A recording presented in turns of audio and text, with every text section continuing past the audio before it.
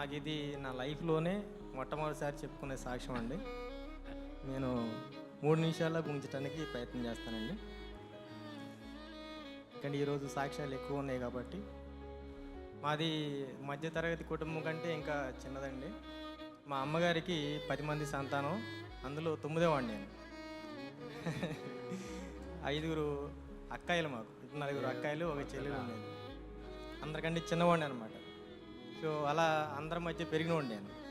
So ఆ చదువులో కూడాను అలా చదువుకుంటా అలా వెళ్ళిపోతూ ఉండే, కానీ బయట లోకం అంటే తెలిసేది కాదు నాకు. అలా మా తల్లిదండ్రులు పెంచారు. అలా చిన్నప్పటి నుంచి కూడాను ఈ దేవుడి పదాజ్ఞలు అంటే నాకు చాలా భయంగా ఉండేది. అవి ఆచరించకపోతే ఎలా అని చెప్పేసి భయపెడతా ఉండేవాడు అనమాట. సో అలా భయంతో పెరిగాను నేను. ఎందుకంటే మా అమ్మగారు చర్చికి వెళ్తూ ఉండేవాడు, మా నాన్నగారు పూర్తిగా హిందూ. ఆయన వినాయక చవితి పండుగలు చేసేవాళ్ళు, వెంకటేశ్వర స్వామి పూజలు చేసేవాళ్ళు, చాలా చేసేవాడు ఆయన.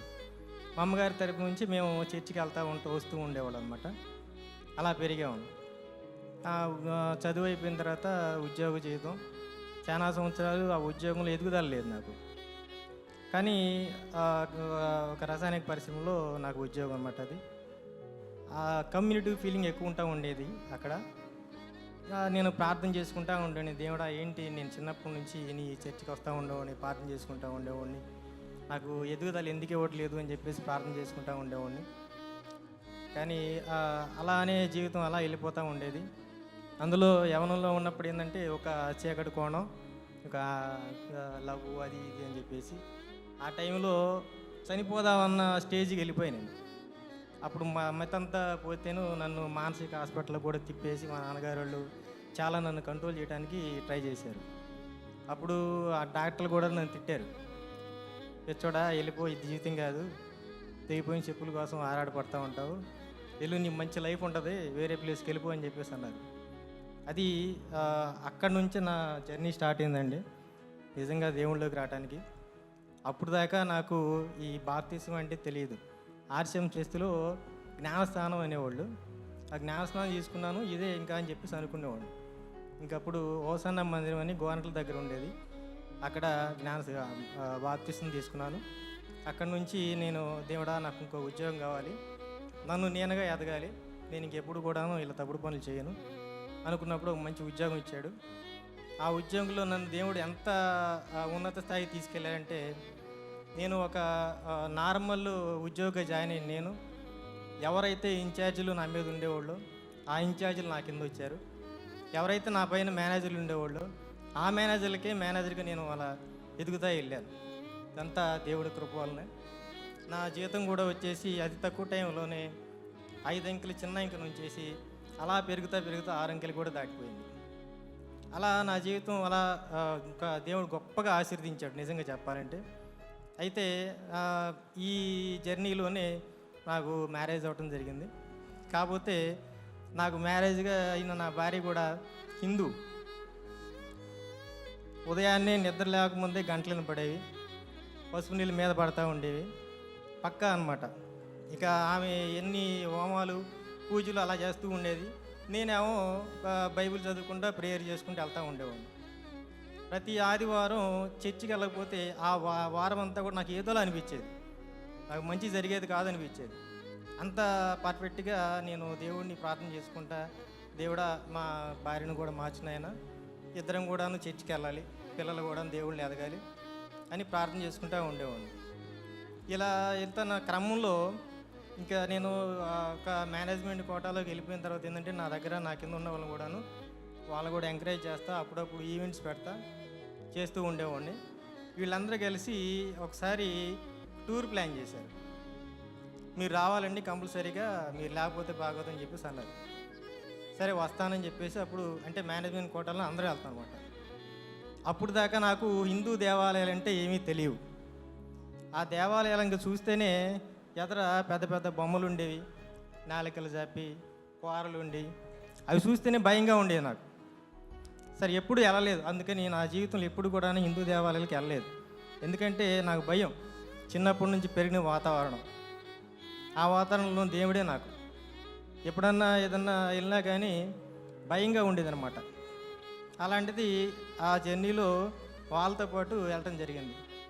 అన్నీ మెయిన్ దేవాలయాలు అలా తీసుకెళ్ళారు. తిరుపతి, కాణిపాకం, శనీశ్వర ఆలయం, ఇలా చాలా చాలా షిరిడి చాలా వెళ్ళేవాడిని. అది నేను జీవితంలో చేసిన తప్పేమో అనుకుంటున్నాను. తప్పే. దాని ఎఫెక్ట్ ఏమైందంటే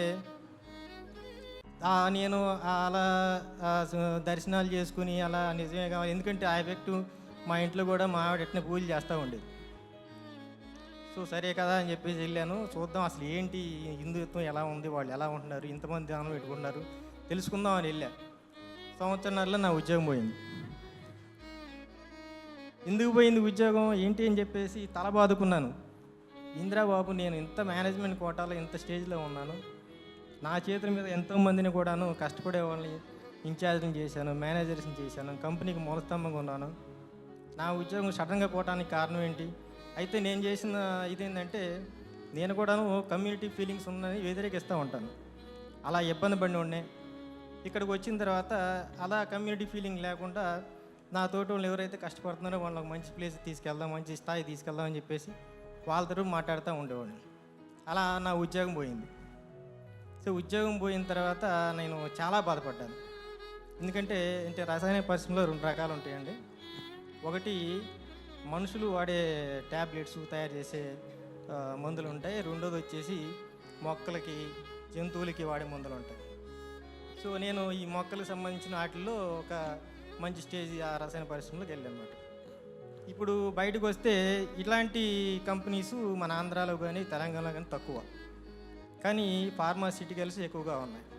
అందులో రావాలంటే జీతం తక్కువగా ఉంది. సరే దేవుడు ఏం పర్లేదు, నువ్వేం ఇచ్చినా వెళ్ళిపోతా, నువ్వు దారి చూపించి సరిపోతా అని చెప్పేసి అనుకున్నాను. వెంటనే నాకు వెంటనే ఒక ఉద్యోగం వచ్చింది. కాకపోతే ఏమైందంటే 6 అంకెల జీతం కాస్త మళ్ళీ 5 అంకెలు అయిపోయింది. దాదాపు 40% తక్కువగా అయిపోయింది. నేనేం చేశానంటే మా ఊరిని రాజధానిగా ప్రకటించారు.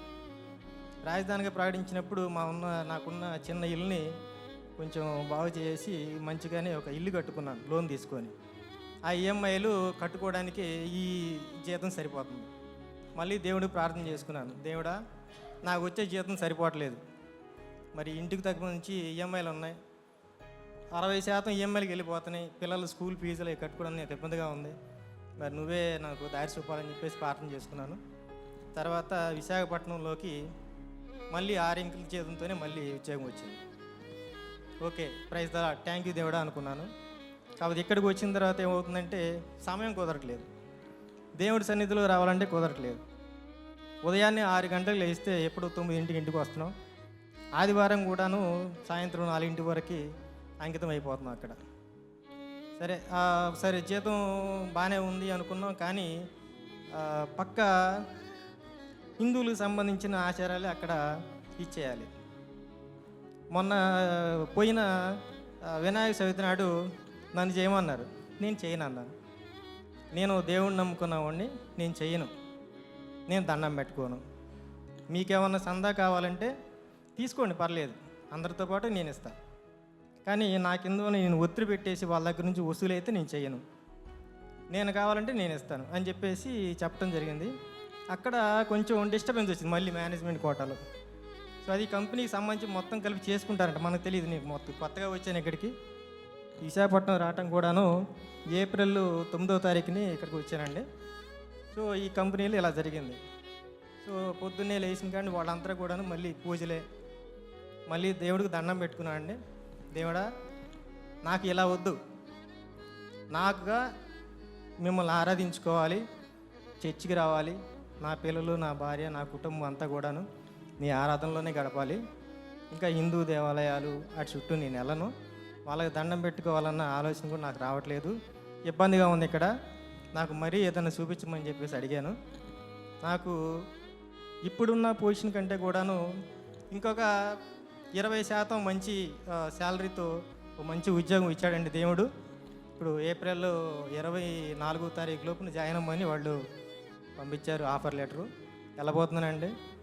సో నా గురించి ప్రార్థన చేయండి. ఇన్నాళ్ళు చాలా కష్టపడ్డాను, జీవితంలో ఎన్నో బాధలు కష్టాలు అనుభవించాను. అయితే నాకు ఒక ఆలోచన ఉందండి. ఆ ఆలోచన ఏంటంటే నేను కూడా ఏదో ఒకటి స్టార్ట్ చేయాలి. ఏదో ఒక చిన్నదో పెద్దదో స్టార్ట్ చేయాలి అని ఆలోచన చేస్తున్నానండి. దానికోసం ఆ, ఆ, డబ్బుల కోసం చూస్తున్నాను. అది అరేంజ్ అవుతాయి అని అనుకుంటున్నాను. అయితే కనుక నేను ఒక 10 మందికి ఉద్యోగం ఇచ్చే స్థాయికి వెళ్తాను. నా దగ్గర కమ్యూనిటీ ఫీలింగ్ ఉండకుండా, జాతి భేదం ఉండకుండా, దేవుడి ఆశీర్వాదంతో ఇలా నడిపించుకొని తీసుకెళ్ళాలని అనుకుంటున్నానండి. మీ అందరి సపోర్ట్ కావాలి, మీ అందరి ప్రార్థనలు, మీ దీవెనలు కావాలి. నా గురించి ప్రార్థన చేయండి. నేను అనుకున్న దాన్ని సక్సెస్ అవ్వాలని చెప్పేసి ప్రార్థన చేయండి. మళ్ళీ సంవత్సరం తర్వాత, నేను ఇప్పుడు ఏప్రిల్ వెళ్ళిపోతానండి. సంవత్సరం తర్వాత మళ్ళీ ఇదే సాక్ష్యం చెప్పుకోవడానికి వస్తాను. నేను చేసినంత కూడా దేవుడు ఎలా ఆశీర్వదించాడో మళ్ళీ మీ అందరికీ చెప్పుకుంటానని మనవి చేస్తున్నానండి. ప్రైజ్ ద లార్డ్ అండి. Thank you.